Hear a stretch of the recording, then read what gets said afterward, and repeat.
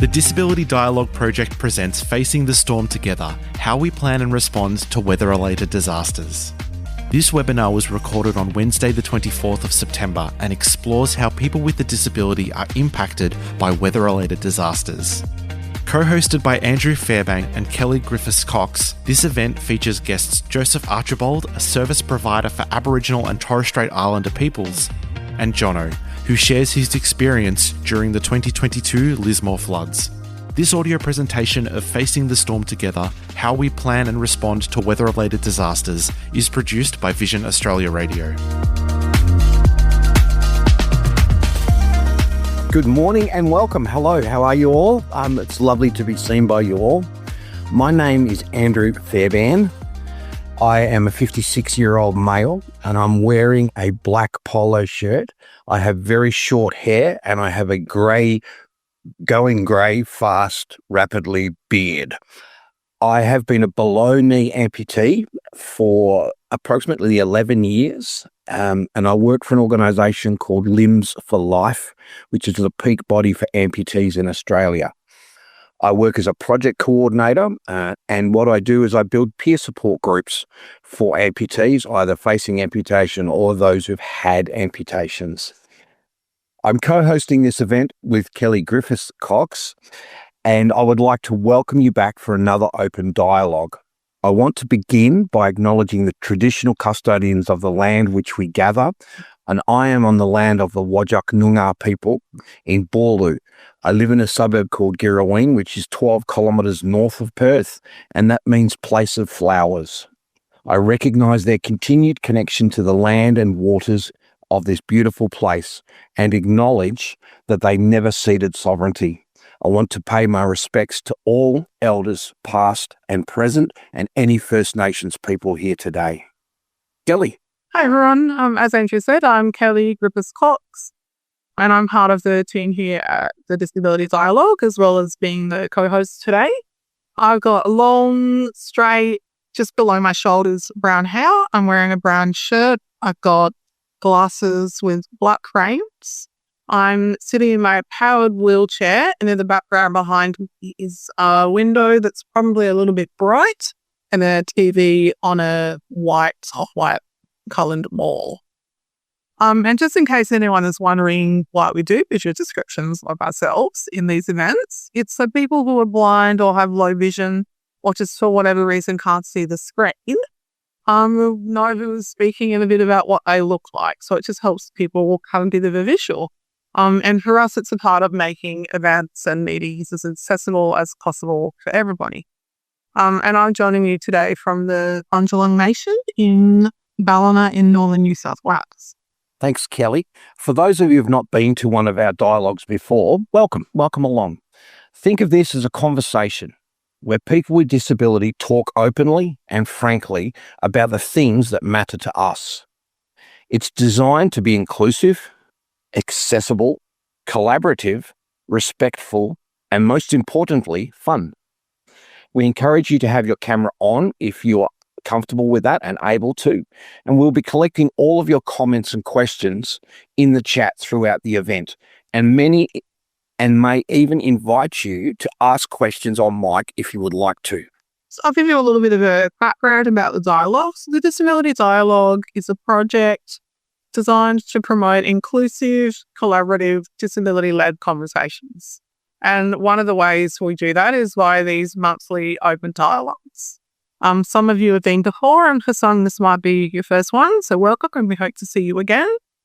And as part of that, I just wanted to acknowledge the partners for the Disability Dialogue. So that's DANA, or the Disability Advocacy Network Australia, Inclusion Australia, Alliance 20, and the Melbourne Disability Institute. I know we've got some representatives from all those partners here today, so also welcome to that.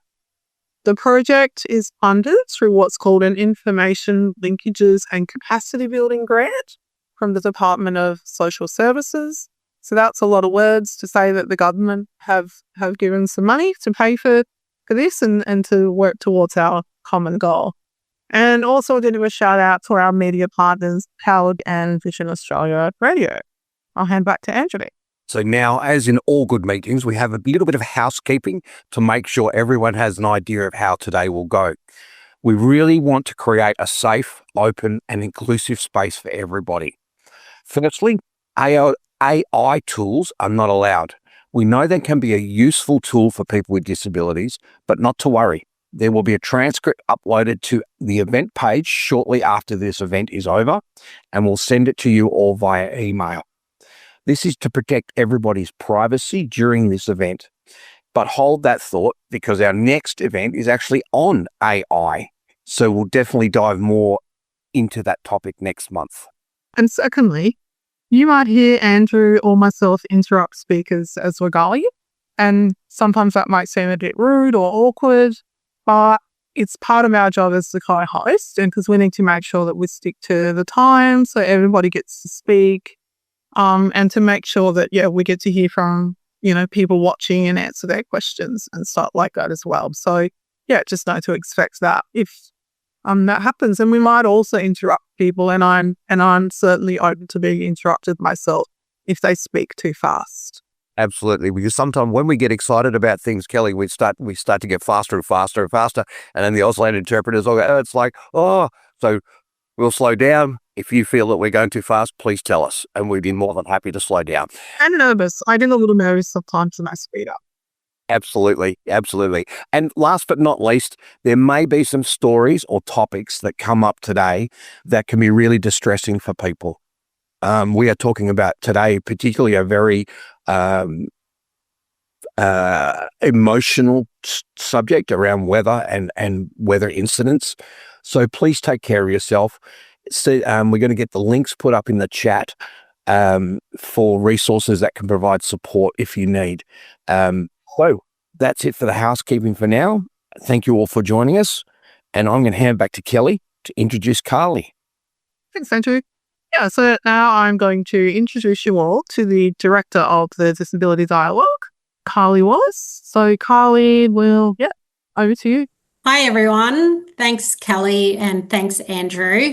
Hi, everyone joining online, and I see some watch parties as well. So hello to everyone joining and all of our partners as well.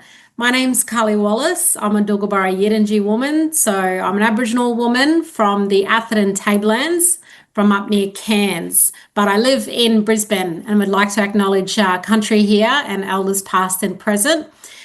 In Brisbane, it's known as the Turrbal and Yuggera people, and acknowledge surrounding people around. So I'm the new director of the Disability Dialogue. So that's just a fancy way of saying that I'm in the background helping to make all of this happen along with everybody else. So I am really looking forward to today's topic as someone who comes from far north Queensland, where we have cyclones every year with crocodiles in floodwaters, and how disasters can affect all of us in our communities. So really looking forward to the discussion. Would love to hear from all of you as well, either today or going forward with the Disability Dialogue. Please get in touch. We are really looking forward to having more people come on as guests or speakers, joining our focus groups and other groups going forward. So there's going to be lots of ways we're going to engage, and we'd love to hear how you also would like us to engage with your community or with yourselves on the other end. So please do get in touch. There will be our details on our website of how you can get involved with the Disability Dialogue, and looking forward to the open dialogue next month as well on AI. So I hope you can join then. But I might throw it back to Kelly.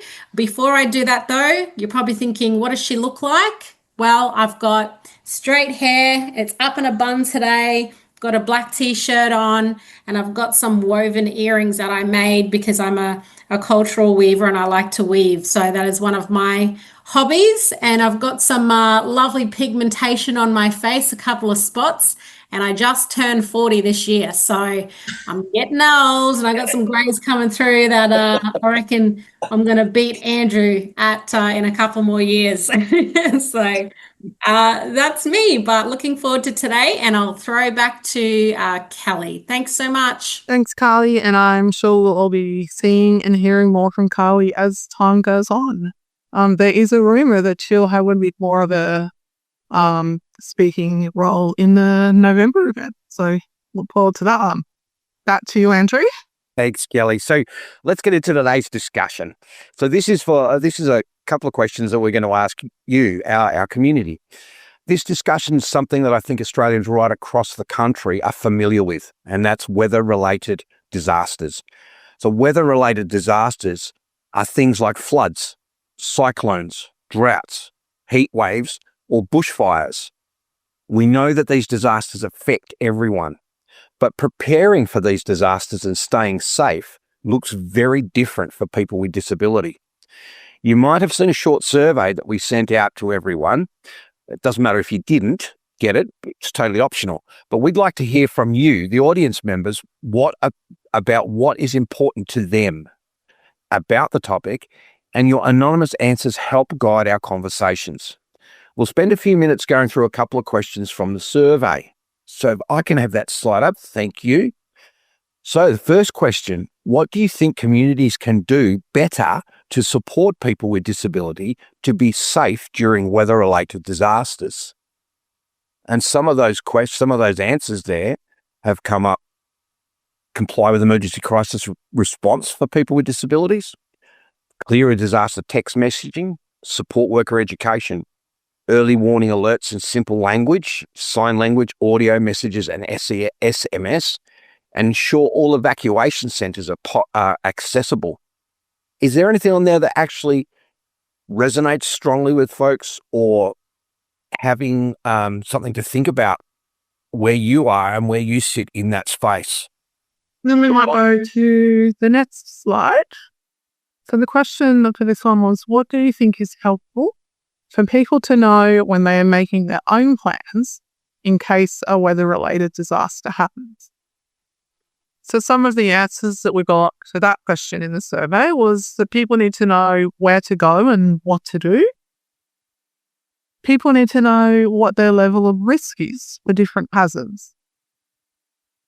People need to know what resources are available and being honest and embracing their own resources.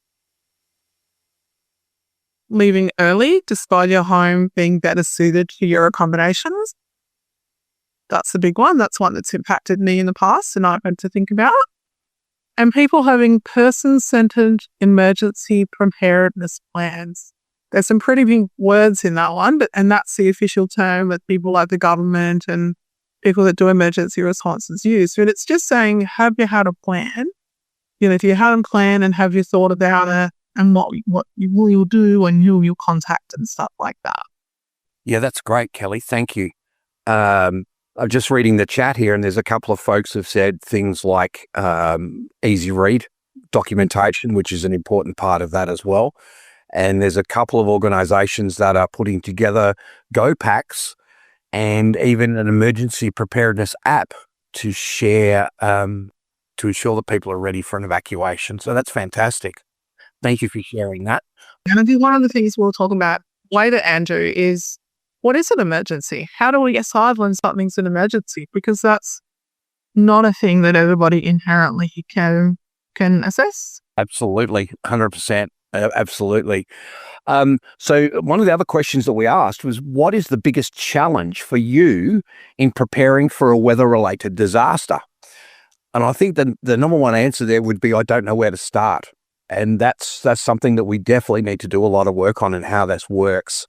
Not knowing where I'll be at the time of a crisis. That's another really important one. Accessible and reliable transportation options are very much so a very, very big challenge for folks who rely on transportation to move them around. The reality that the areas facing the highest hazard rates are also concentrated areas of low resources.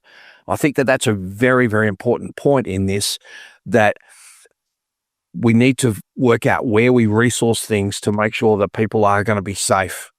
And then someone has also said many shelters and safe routes are not wheelchair friendly. And that is something that's coming up in a lot of conversations around Australia at the moment around those particular evacuation centres. So thank you for sharing all that information with us. It's really important, and that's helped us guide what we're going to talk about now. So thank you to everyone who took our survey.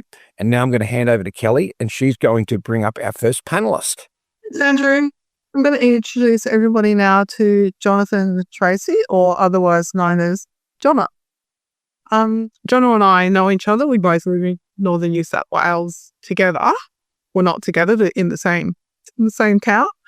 Jono is going to talk to us about his experience of the 2022 floods in Lismore. He was visiting family when the water came, and his actions led to his whole family being rescued. When it's not saving his family, Jono likes to go for walks, ride his bike, swim in water that doesn't have any sharks in it, and he works as a gardener 1 day a week. Jono has Anthony with you today. We can see both Jono and Anthony on screen now, I think, and I'm just going to hand over to Jono and Anthony to do a quick description of themselves, and then we'll jump into it. I'm Anthony. I'm an older guy in his 50s. I have a bushy grey beard. I'm wearing a Pokemon hat, glasses, and a lilac shirt. I'm here to just offer some support for Jono. I've known him for many years now. My name is Jonathon Tracey.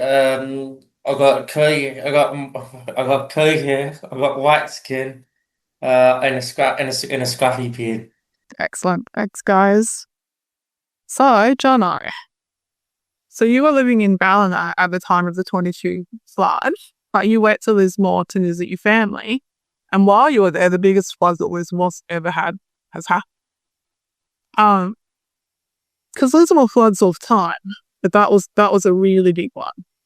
And Lismore, and so like I said, Lismore floods pretty regularly, and you were in a house that was on stilts. So that means the house was up off the ground already to allow for flood water to come and the water not to come into the house usually. Yeah. But this time the water started coming into the house. And so that meant that the water outside was already really deep. Do you think it was about as deep as a basketball hoop? Second story, it's pretty deep, wasn't it? 2 or 3 meters? The water height was 14.4 meters. Yeah, at the end of the flood, it was huge, wasn't it? So at 4 o'clock in the morning, you were still awake. Yeah, because I couldn't sleep. Too much noise. And the water started coming in the house. Yeah. Do you want to tell us about what happened then? What did you do? What were you thinking?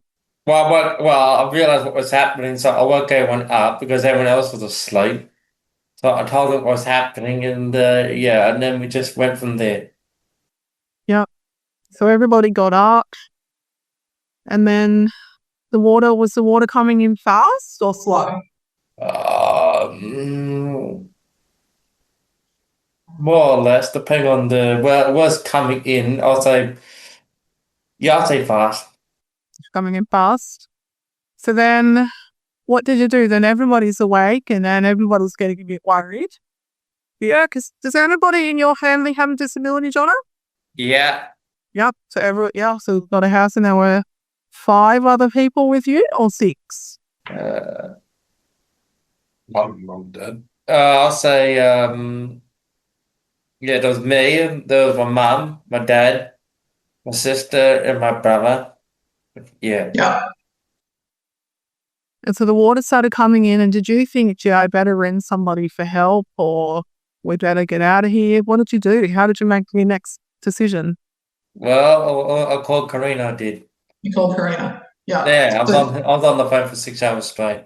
You were on the phone with Karina for 6 hours because you actually had the forethought to charge her phone the night before, so it was good. You could be on the plane for that long. So you ring Karina, and it's really early in the morning still. And then do you want to talk to us about what you and Karina talked about and the kind of plans you made and the things that you did? She was talking about what to do in the situation and how to prepare and what can I do in the situation. Yeah, and what kind of things did you do? Just saying, calm down, relax, get your family on the kitchen benches. Yeah, so that's what I did. Yep, get your family on the kitchen bench. And could your family easily get up on the bench? Was that a quick thing when you just said get on the bench and they all climbed That up was there? well, there's water everywhere, and no, it was a slow process. How deep was the water when people were getting on the kitchen bench? The kitchen benches were definitely underwater. Benches were underwater. Do you think it took a couple of hours for you to help everybody get on the bench? I don't know. It all happened very quickly. Happened pretty quickly. So then everybody's on the bench and the benches are underwater Yeah, and the water's still getting higher. yeah. And then what happened? What did you do next? Well, try to keep everyone calm and relaxed, and try and call out for help. Yeah. So you had to go. Did you call for help from the kitchen or did you go outside to call for help? Well, that was a bit of a stitch up because when I tried to call for me, I had to go all the way to the front of the building, and then when I opened the door, you can see more water rushing in, right? Yeah, and that made the water rise faster. Yeah, and I can see all the boats, right? Yeah. How high did the water get when you opened the door? I'll say a couple of meters higher. Yeah. Where was it up to you? Yeah. Shoulders? Yeah. Up to your shoulders. So you were standing in the doorway in shoulder deep water on the second story of the building. Yeah. And what did you do then? You could see the boats. Yeah. And did you wave at the moats or call out to the moats? I'll say I did it in a negative way.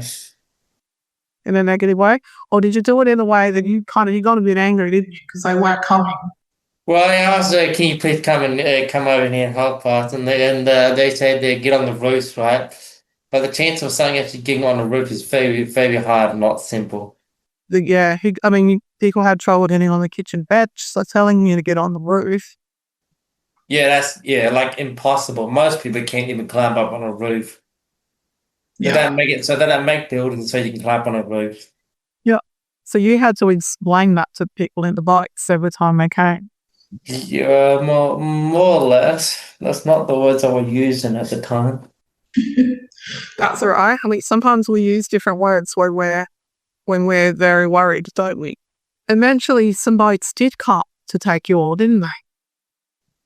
Yeah. I got in one boat, then I was separated. Then I got into another boat, and then I don't know what was happening after that when I got separated. So a boat came and took you. Yeah. And then your family was still in the house. Yeah. And you were saying that my family's in the house. Yeah, they were still in the house. And then so you got put into another boat. Yeah.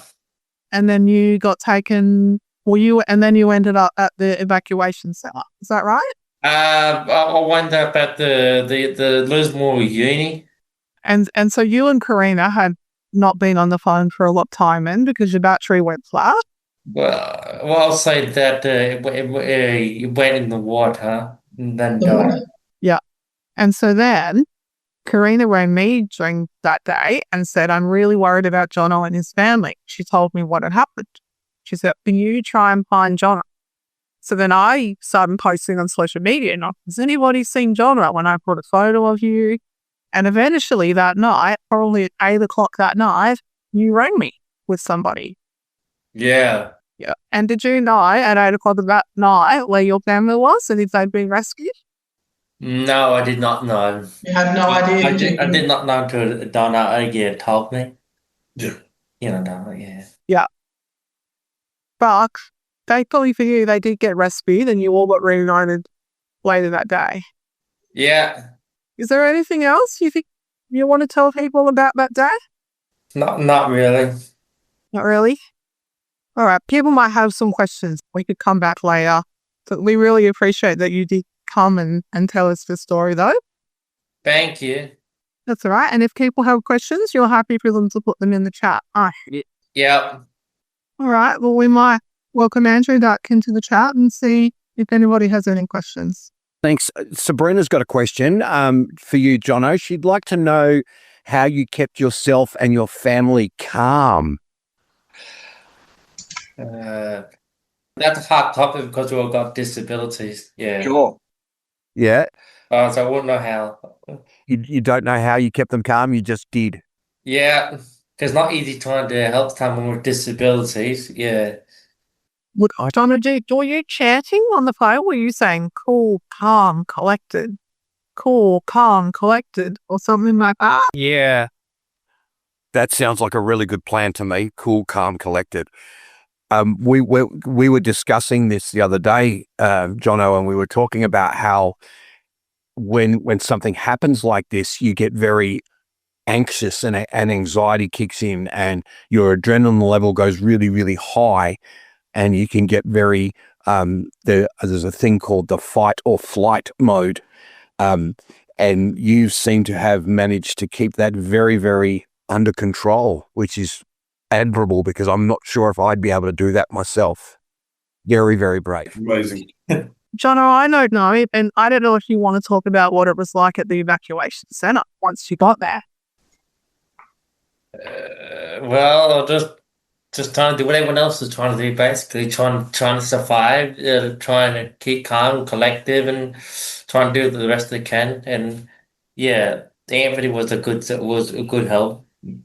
Anthony. Because you didn't know anybody there. Did Anthony come to you while you were there? Yeah, he did. He was there. Yeah. Do you want Anthony to say anything about that, or do you want? Can if he wants to. It was a pretty dire situation. There was open space. People were struggling to find food and clothing. There were people around them that weren't well for various reasons. And I checked in with Jono every day until I'd had the opportunity to get him out of there and give him some space. But his entire family struggled, but Jono was very much the champion of all of them. Shucks. From my perspective, the guy's a hero.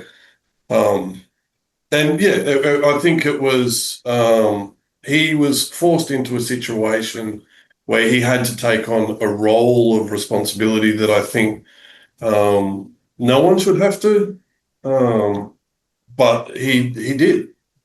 How many nights did you stay at the evacuation centre? 14. 14. Because the water was still up, wasn't it? It's not like the water's gone the next day. Yeah, 2 weeks. Grace White's asked a question of you, Jono. She would like to know, and she puts a thing on here to say that you don't have to answer it. Only share if you're comfortable. Did you get offered any extra or new services afterwards to support you with how you were feeling? Did you get an opportunity to? Hopefully, Grace, I'm getting this right.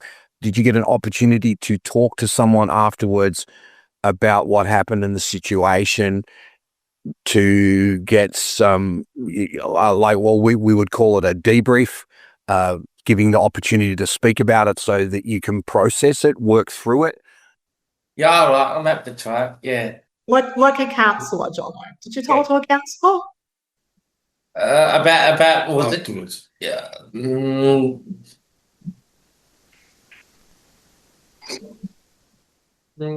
Yeah, I had a counsellor, but I can't. Yeah, I think her name was Danielle. Yeah, that's right. Her name was Danielle. She was nice. Yeah. And support staff. Yeah, that too. So he did have access to support staff afterwards, but mostly it was through social and support networks as opposed to direct counselling, psychological support. Yeah. Yeah. How do you feel when it rains now? Does it worry you, or have you kind of booked it out? Well, I can hear when the rain's outside, but I know I'm in Darwin, so I know and not Lismore, so I know it's not going to affect me. So yeah, not as much, I was saying. There's another question from Lisa, and she asks, Jono, were people at the evacuation centre able to bring their pets? And what was it like staying there for 14 days? Well, it was different, right? But it was nice. Yeah. Yeah, I can't say there were pets there or not, but I think there was pets there. Yeah, yeah, Yeah, people had their dogs. yeah. Okay. Were they assistance animals or were they pets? I can't tell the difference. They were pets. They're pets. Okay. Okay. So because that's very different in Western Australia, where I live, in evacuation centres, you can't take pets into an evacuation centre. You can only take assistance animals. So different states do obviously different rules and regulations. But that's really interesting. I wonder too, Andrew, and Anthony might, as a Lismore local, might know a bit more about this. Although the evacuation centres were set up prior to the water, Lismore's very familiar with floods, and nobody really expected it to be as high as it was. So lots of people would just stay in houses like the one that Jai was in, up on stilts. You could get 3 meters of water through the town, and they'll lose power, but they've got their cats inside and they're prepared and ready to go.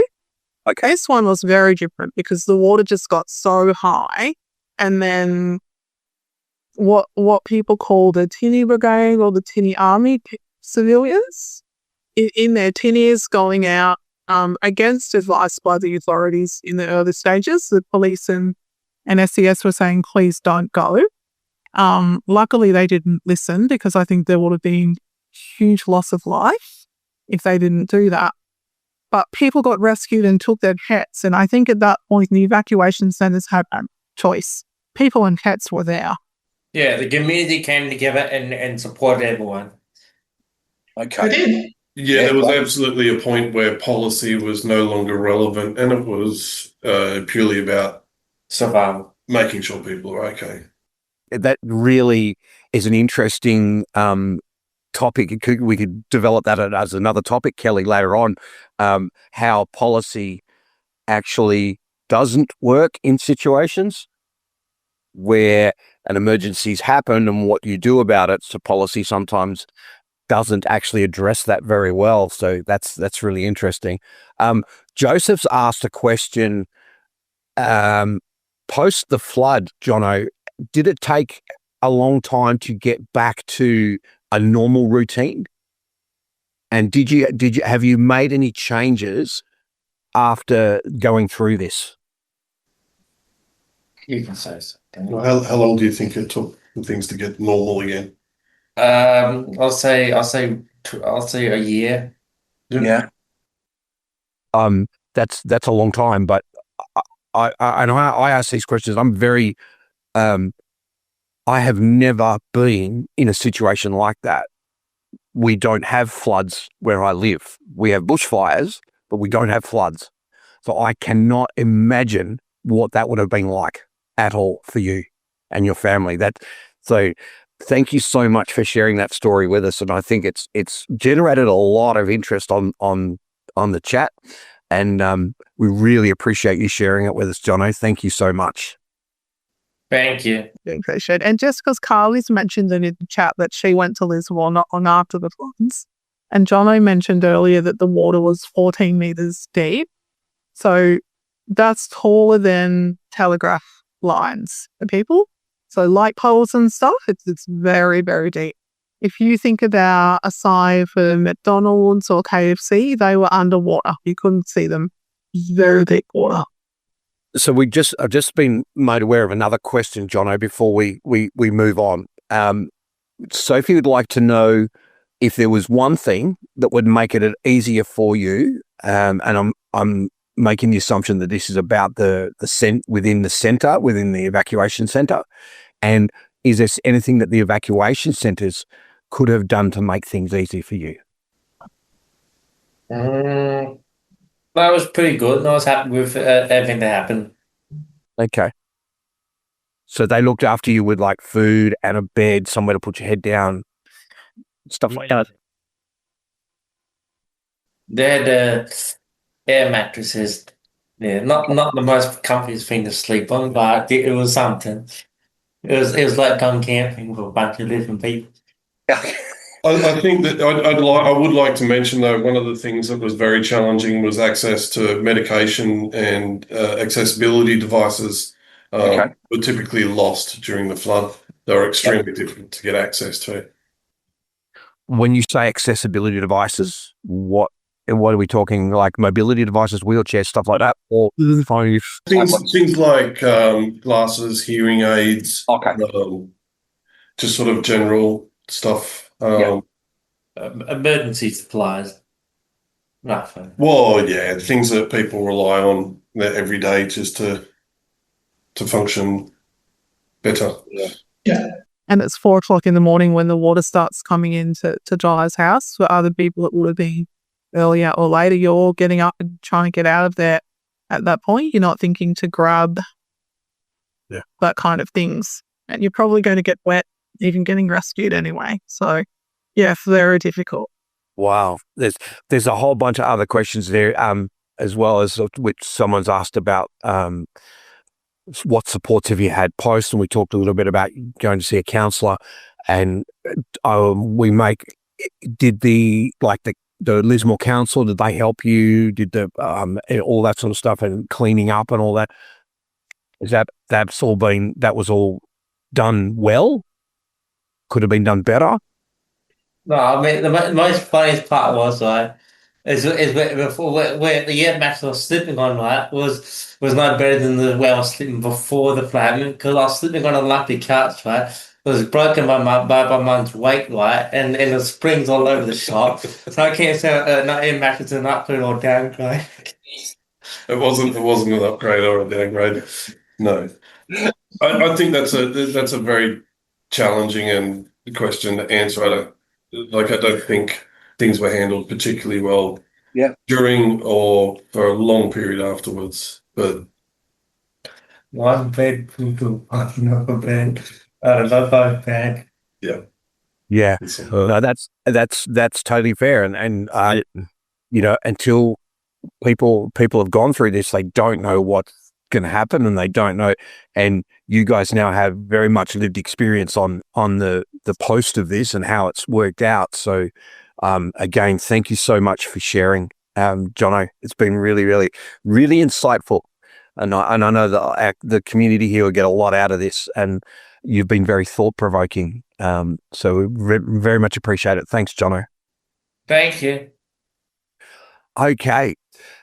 Keep the comments and the questions coming in the chat, and we'll if there's things in there that we'll send them on to Jono, and Jono can answer them, and we'll just continue this conversation and keep it going, because this is really about a conversation that needs to be kept going, because it's not only we don't only work here in Australia, but our whole community around the world can and are affected by natural disasters. As I said, in Western Australia, where I live in Perth, we don't have floods here, but we have really, really bad bushfires. And up north in Western Australia, they have both floods and bushfires. So wherever you are in Australia, natural disaster can and will affect you in some way, shape or form. So keeping those communication channels open is very, very important in this. So our next guest comes from, I believe she's actually not going to be here, but she lives in Vanuatu. Now, we're going to put a slide up to show you where Vanuatu is. And so where you guys are here in New South Wales, and Vanuatu is 2,500 kilometres to the east of you. And we're in Perth, we are 5,500 kilometres from Vanuatu. So our guest was to be Nellie Caleb. Nellie is a disability rights activist, an advocate. She is the former co-chair of the Pacific Disability Forum and is currently a board member of the International Disability Alliance from Vanuatu. And she's national coordinator of the Vanuatu Disability Promotion and Advocacy Association, known as DPA. She champions disability inclusion in disaster preparedness, accessibility, and policy in the Pacific region. So we were going to ask Nellie a whole bunch of questions about how things are done in Vanuatu in in that particular setting. And as you can see in that map, where Vanuatu is right in the middle of the ocean. So they have a whole plethora, a whole different, they're subject to a whole different lot of challenges than we are. And one of those particularly that I know, I've actually met Nellie, is typhoons and hurricanes and then tsunami, which is big waves. So I was really, really keen to have Nellie on, but she, at the moment there is, in Vanuatu, there's a lot of instability in their internet networks. So, and we haven't actually heard back from Nellie for a few days. So we don't know, we hope that she's okay. We do know that there's a massive storm brewing up off, in Hong Kong, and that may have affected further out towards Vanuatu, where they are. So we sadly are not going to have them, Nellie online today, but we are going to put in the chat a link to a really interesting podcast that she was involved in, and I would encourage you to have a listen to that podcast, and it'll give you a really good idea of what happens in an island, a very small island like Vanuatu, and how they work with folks with disabilities in the disaster risk reduction space.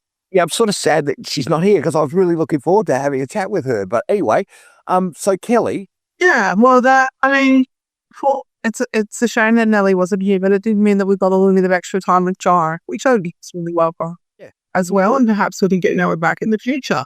There's been some really good comments and questions in the chat. Thank you for that, and keep those going. Keep that conversation going.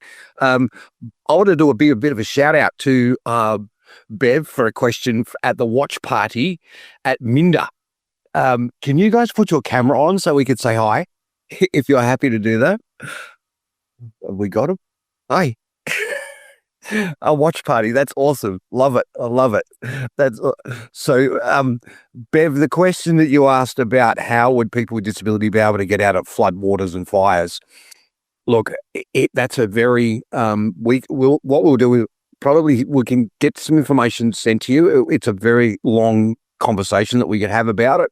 We'd be happy to send you some information on what we know and how that works. Is that okay? Beautiful. Thank you. Really appreciate it.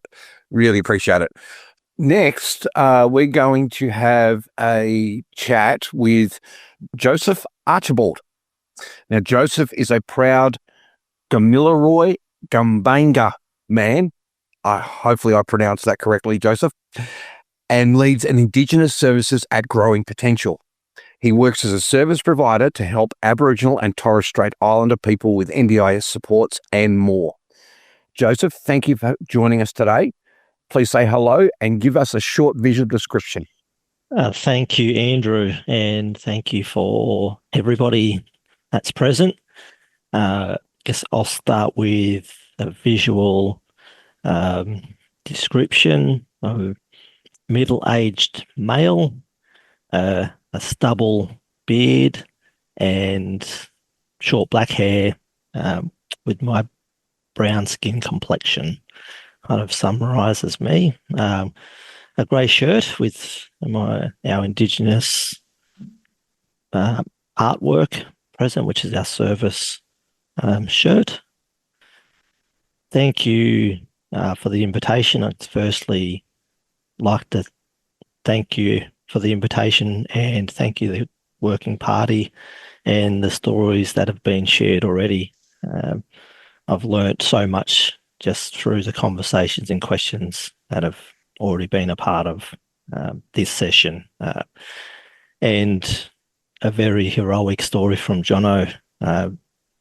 So my input is, I guess, an opportunity to share some perspectives from our involvement in, I guess, related to the topic of extreme weather or associated events.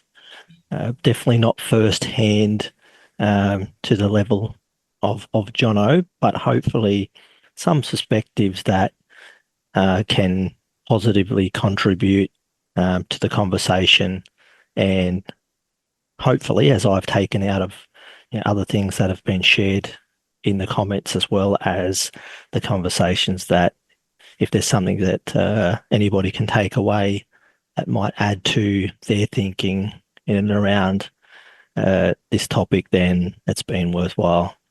Firstly, I'll acknowledge country that I'm sitting on.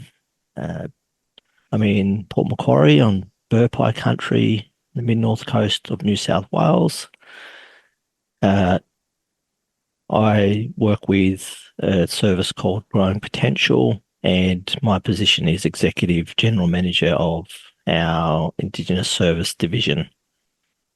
We do a mixed range of NDI supports, as well as additional family supports, early childhood across regional, rural and different areas of New South Wales.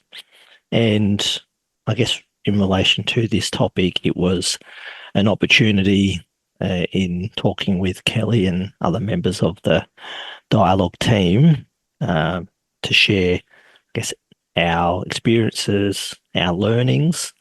I am at times speaking on behalf of participants that we support, and where they've had shared stories with us in that service provider participant relationship in and around this topic. So, can we ask you a few questions, Joseph? Absolutely. Joseph, you've worked in the disability sector for a long time, and you're currently working with Aboriginal people across a big area of New South Wales. Can you tell us a little bit about the areas that you cover and the types of weather events that your people are experiencing? Yeah, thanks for the question, Andrew. So we have a mix of, I guess, regional areas where the mid-north coast, especially some parts of north coast, upper end of the Hunter, and then inland tablelands. So it's around the topic of emergency events. It can vary really quite significantly.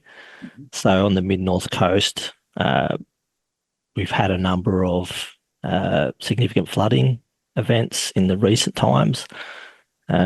People would have seen the Taree floods were the most recent event in this specific area here. Going back pre-COVID, we had the significant bushfires, which really impacted this area. And in talking with the team and Kelly around kind of what defines, within this topic, the umbrella of, extreme weather events is it's not just the largest of events that actually meet the criteria of a designated natural disaster, but it's also reflecting on when extreme weather can impact people in ways that are still significant without, I guess, the defined, label attached to it. So I guess it varies from, for us, drought and heat waves, even things throughout extreme winter conditions, cool, and for us, it's been about reflecting on our learnings throughout this experience. And when events have occurred, we've learnt the most by reflecting on what we weren't prepared for. So a lot of, I guess, the conversations that are most valuable to share is when we've gone to an event, what have we learnt around people we support, but also our role as a provider, and then reflecting on what can we do better, what are our opportunities to learn and adapt and be able to better support the people that we work with in preparing for future events, especially as we know the reality that they're becoming more frequent. The impacts are significant, and that it's something that we know are going to continue on more frequently into the future. So, Joseph, do you have some practical examples of what some of those learnings were and things that you've maybe put in place or plan on putting in place? Absolutely. So a big one for us, and a lot of the things that were shared already in the comments, talking from the context of specifically, working with Aboriginal communities and individuals and families, is the overlay, the cultural overlay that may be slightly different or need to be considered to have an effective person-centered response. So things like historical distrust with the key emergency services was a big one that, is a reality that can be, if it's not on the radar or it's not part of a plan, can really significantly increase risk.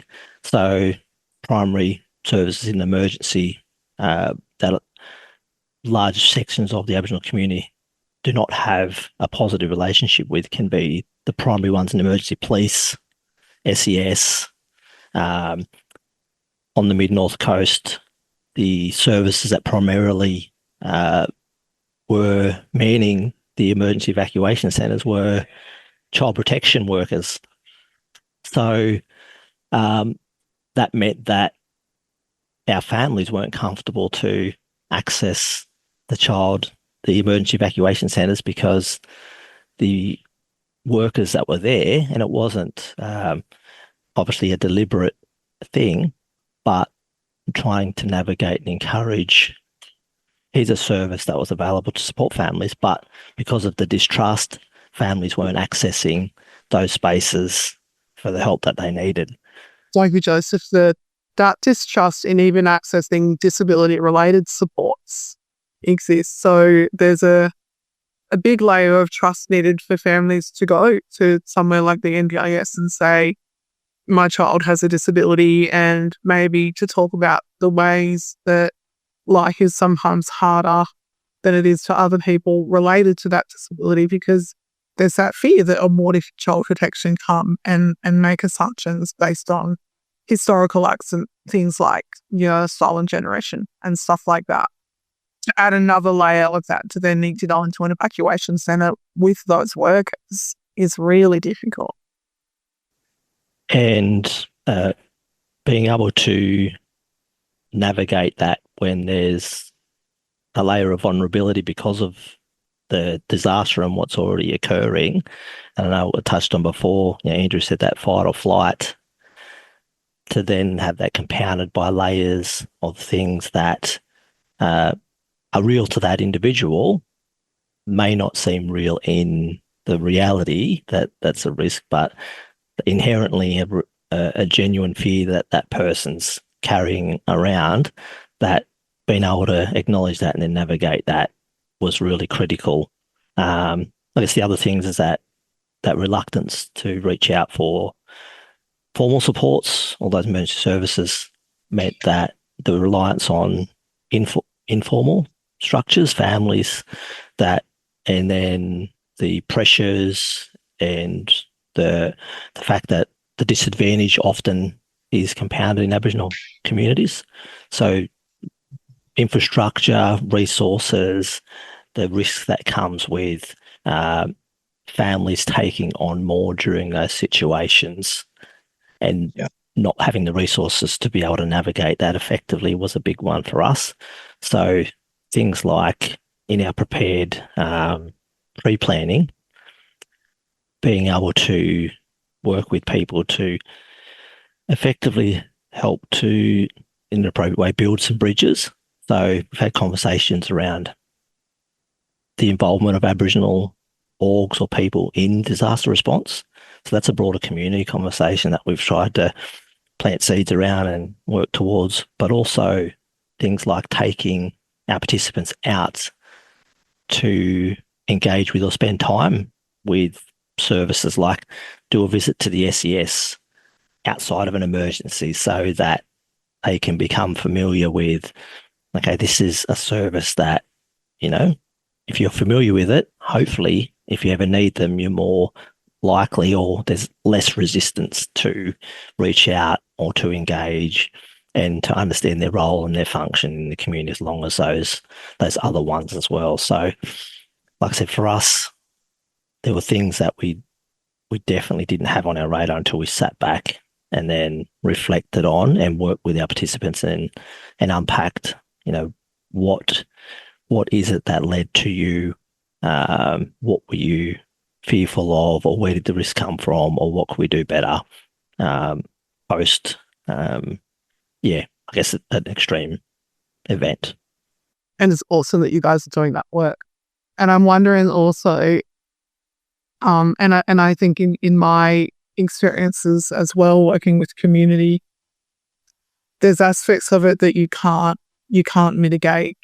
So I'm aware of experiences, and I'm not going to talk to local communities here, but I'm aware of situations where maybe there are resources available to people who have been impacted by something like a flood, whether that's via, food or clothing or money that's available. And the way perhaps an Aboriginal person who's attending a location to access those resources could be treated compared to somebody who's non-Indigenous can sometimes be different. Which also, so I think we have racism, to call it out bluntly, that impacts people in those scenarios as well. And I wonder also if you wanted to, I am mindful of time and we have got a comment to a question or two, but from a cultural perspective, when kind of those big disaster events happen, and we talk about, the connection to country and community, because those big disasters change country. They have an impact on country, and sometimes there's cultural loss because of that. Do you want to talk a little bit to that? Yeah, I've got, in making some points around today, there was definitely a big section on what well-being looks like during and post events, and things like loss of the ability to have connections, where risk can be increased. Again, if you can at least have it on your radar, then you have the opportunity to try and work with it from a reality and hopefully reduce risk or mitigate it, but also acknowledge where you can't mitigate that risk and come up with alternate strategies. So things like cultural obligations, we have a lot of our participants, a natural disaster doesn't discriminate, it can impact everybody. Where there was multiple family impact, that the obligation is to give. So we had participants that were giving everything that they had by an obligation to family, but leaving themselves or putting themselves at risk because the financial implications of not being able to get your essentials or pay for rent or meet your obligation, or giving all the food that you had because auntie or another family member was short. So you can't tell somebody not to do that, but how do we mitigate it? How do we prepare them? How do we have those conversations in a culturally respectful way so that we're not undermining the cultural elements, but we're hopefully supporting to come up with that person-centered plan about, well, how do we navigate that when it does come up?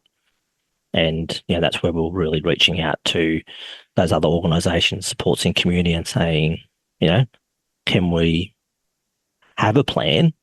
Can we work together to come up with responses? And even around applying for when the natural disaster funding got allocated from a policy response, Kel, as you said, that when it gets, people either don't have the ability to apply, don't know how to navigate to access the funding that's there to help them post, a disaster.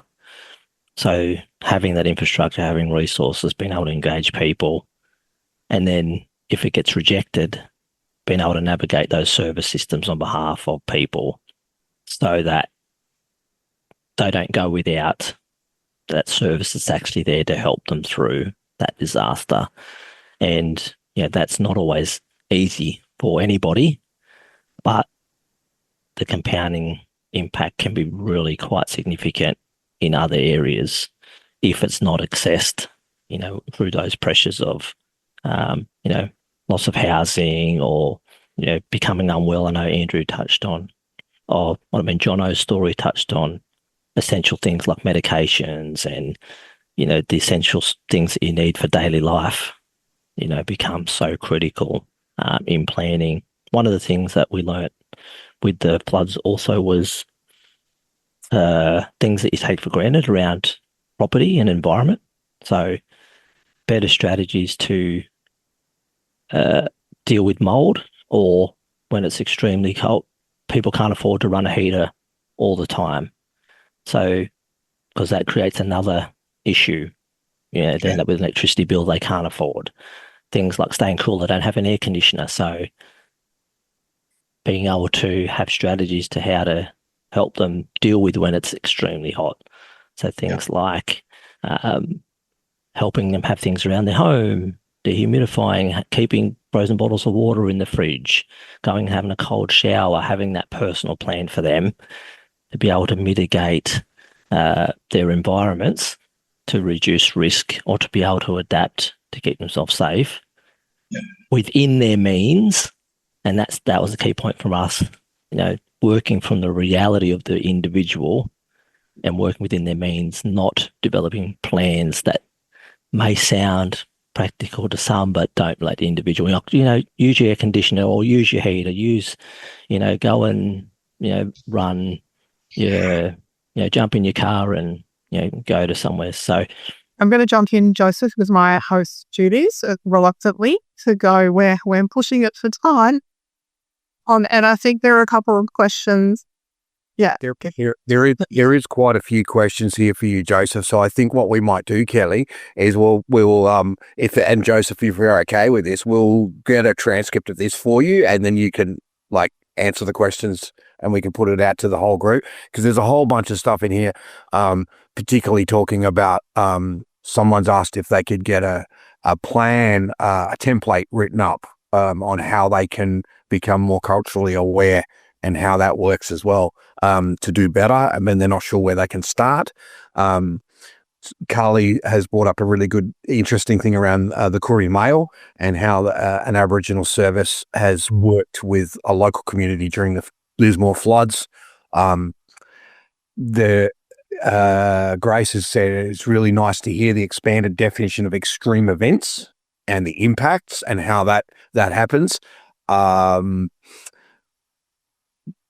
There's one question when we talked about, and this it was from Bastian. She's curious whether there are volunteer groups that Indigenous people trust more. For an example, St John's Ambulance, Surf Lifesaving, Red Cross. Yeah, great question. It's an ongoing piece of work for us, I guess, is the answer, because that was not necessarily a defined piece of work that we were fully prepared for. So it's a conversation that keeps growing for us around, what can we do within the broader local community that, allows and supports our family, our individuals to have safe options during a disaster, rather than, I guess, being reluctant and not leaving it to luck really, or fate and hoping, but having a plan that they can really engage with in a safe way. So the answer is it's an ongoing piece of work but the conversations have been positive so far, because it really wasn't on the radar at all. So we're encouraged. Thank you. Thanks for that. Really appreciate it. And on the topic of resources, Lisa has shared her email address, and she's got some resources that they've been working with, but she's happy to share them as well.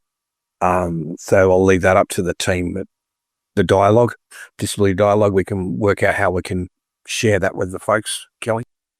Yep, for sure. And I might take the opportunity to invite Jono back as well. So Joseph will stay and we'll continue with questions if anybody's got them. So questions for Joseph, questions for Jono, Andrew or I, if that's your vibe.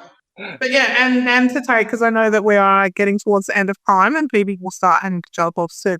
So I also just really wanted to thank everybody who came today to listen and for their questions and contributions. And again, big thanks to Jono and Joseph for sharing their story. And can I also just really quickly acknowledge that because Nellie was unable to make it, the event did become a little New South Wales centric. So I wanted to acknowledge that it wasn't intentional.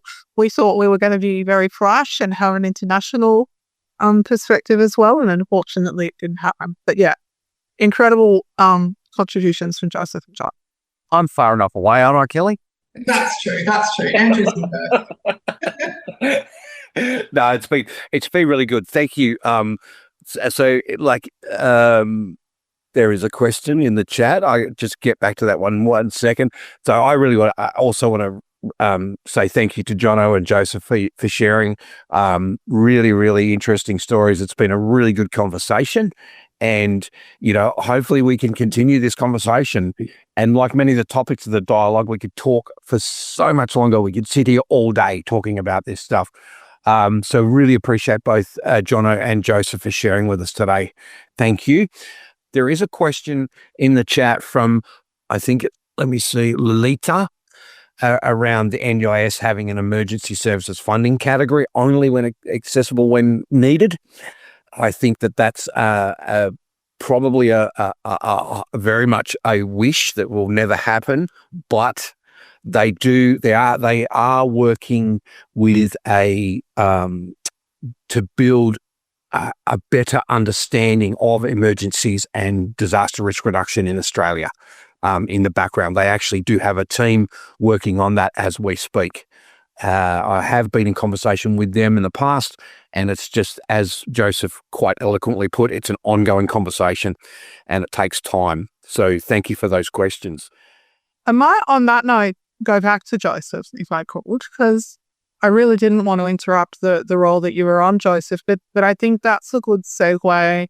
As you were talking about the practical ways that you guys support people, and often that's you're the NDIS service provider in their life on many occasions, not always, but the NDIS don't fund the types of things that you're talking about. People have to buy bottled water. That's a cost if you don't have a lot of extra cash. That's money that you might not have and that you guys as an organisation might then need to pay for. So I wondered if we could talk a little bit about those gaps. Yeah, spot on. And it's huge. I know I read in the comments, someone made a comment about being able to taking the burden of pro bono expenses or costs related to some of this work.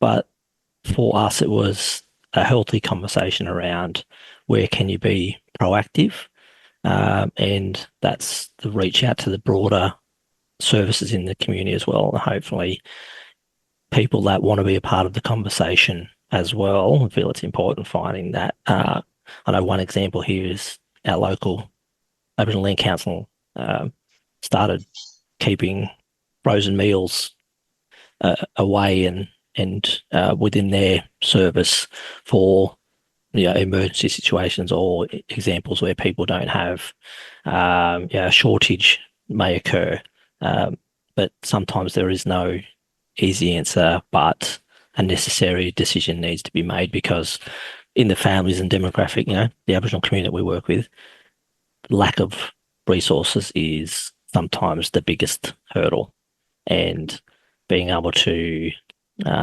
collaborate effectively and hopefully what our approach is having the planning and having the seed planted ahead of time to try to avoid the desperation of really being short when the time comes and that pressure falling back onto people to then overreach or live with the consequence of sometimes the one things that we don't want to see, with someone being significantly impacted through lack of resources. So it's definitely a key conversation with no easy answer sometimes. Just one more. I'm going to go back to Jono, and This one came from Sean. It was asked way back, but I missed it in the chat. I apologise, Sean, and I apologise, Jono.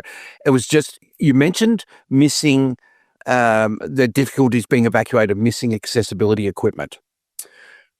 I know in Western Australia, there is no organisations per se that actually supply that into an evacuation centre. So is there anything in New South Wales where you guys are that actually does that? I think not that any of us are aware of. Yeah. Okay, cool. So Sean, I hope that answered your question. So, well, we hope that you all enjoyed the dialogue, and we would love for you to come to future dialogues. Our next one is on artificial intelligence and the way people with disability use it in their day-to-day lives, and we'll touch on, some of the risks and things that we need to look out for in that as well.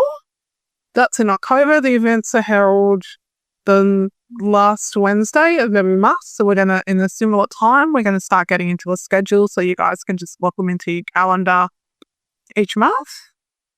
We're really looking forward to it. We're going to pop the link to register for that one in the chat. We want to continue the conversation about today.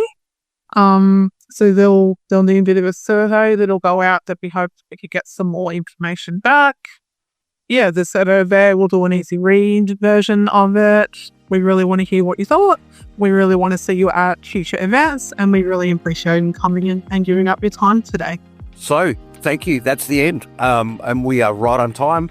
So thanks for such an engaging and lively event. And we look forward to seeing you at next month's event.